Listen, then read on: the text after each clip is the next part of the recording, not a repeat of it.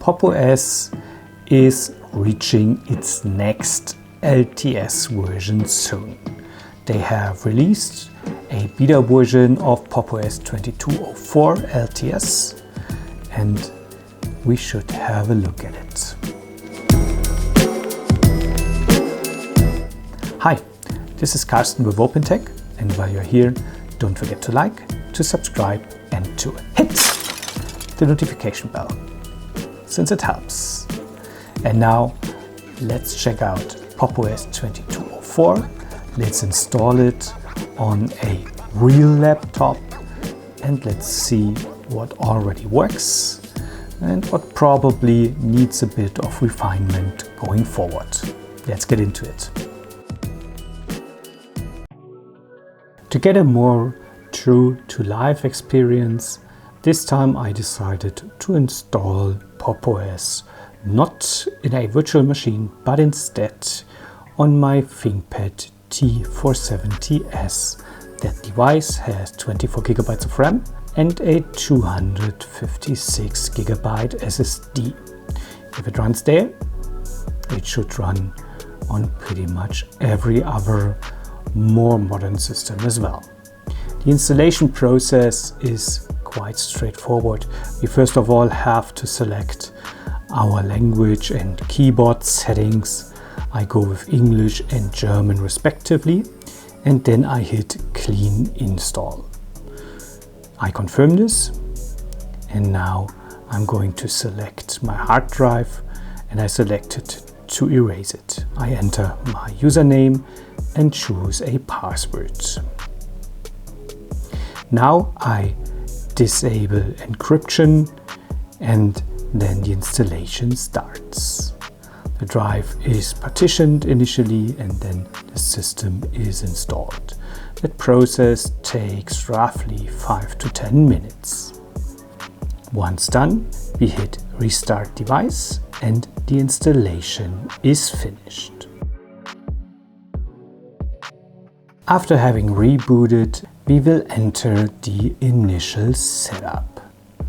Here in the initial setup, we can define how we want our dock to be. We can choose from no dock, dock extend to edges, and dock doesn't extend to edges. And whenever we choose one of those settings, we get the result displayed immediately. I go for dock doesn't extend to edges. We can then configure the top bar. I leave everything on defaults here, and then we can read a bit about the application launcher, which is opened using the super key. Also, we learn about gestures. With Pop! OS, those are 4-finger gestures. To the left, we will be able to switch workspaces, and to the right, we will be able to start applications. Next thing to do is to decide whether we want to have light or dark mode. You will see the differences immediately when you select one of the two options. I go with dark mode. Next is to log into our Wi-Fi network. My Wi-Fi device is obviously discovered, so I can choose my network and then just log in. In the privacy section, we can enable location services, and then we have to select our time zone. Now we can connect our online accounts, and in the end, we have a configured system which is already a bit customized. The actual customization process of our system is happening within the Settings app. So what we do now is we start the Settings app, and then we switch over to the network sections and to the Bluetooth sections. Obviously, Bluetooth is working as well immediately. And then within the desktop section, we can do the actual customization. Here we can define the behavior associated with the super key. The default behavior is to open the launcher, but we can also use it to show the workspace selection or to open the applications view. When we scroll down a bit, we can customize the top bar settings and we can enable or disable the maximize button. In the background section, we can choose from a variety of provided background images. I go with the satellite dish. The appearance section again allows us to toggle between light and dark mode. In the dock section, we can tweak the behavior of the dock. We can make it always visible, always hidden, or we can enable the intelligent height settings, which I prefer, and we can change the size of the dock. I go with small. Also, we can adjust the position of the dock.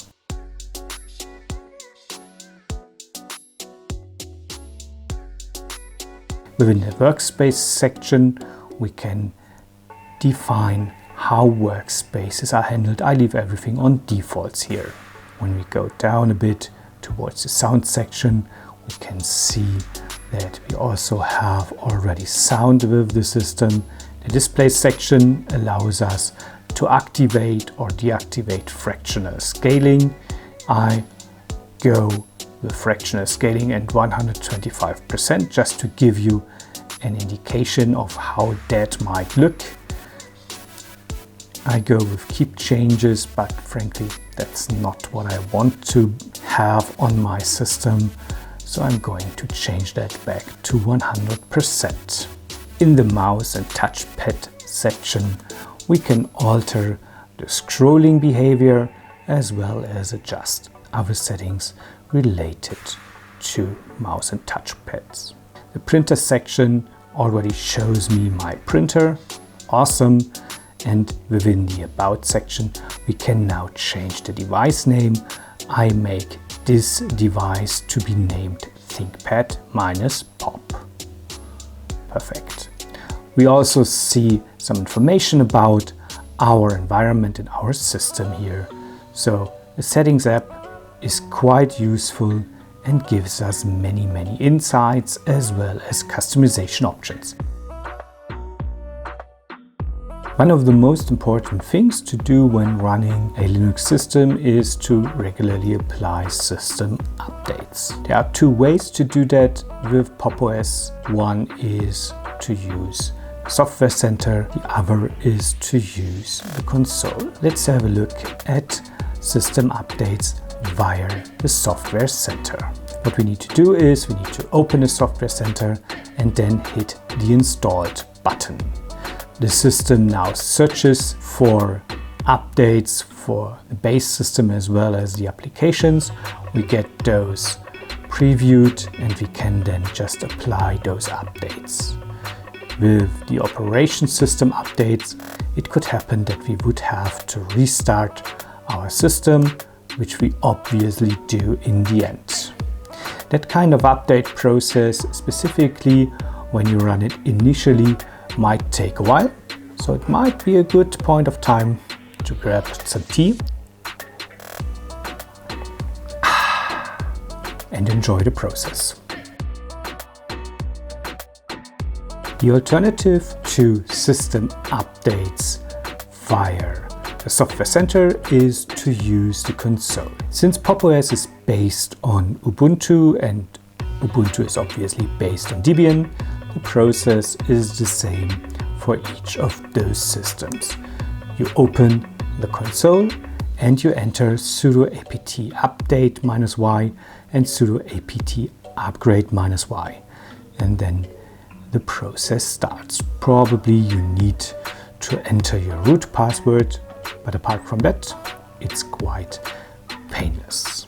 As you can see here, Linux kernel 5.16.19 is installed. I'll come to that a bit later on, but keep in mind, with kernel updates, it's always a good idea to reboot the system in the end so the new kernel gets activated. So we do that, and now the update process is finished.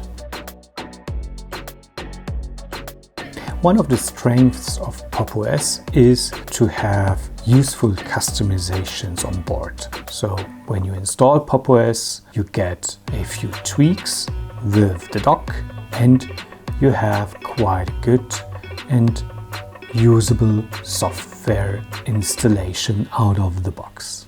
Let's have a short look. So when you work with the dock, the leftmost button allows you to open the launcher where you can search for applications. The second button from the left is the workspace switcher, allowing you to work with workspaces.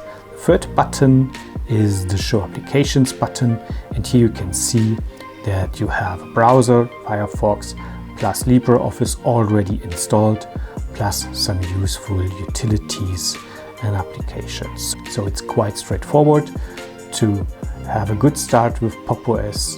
The software selection is good, useful, and to my liking, it's not too much. If you want to install additional software, you have two options.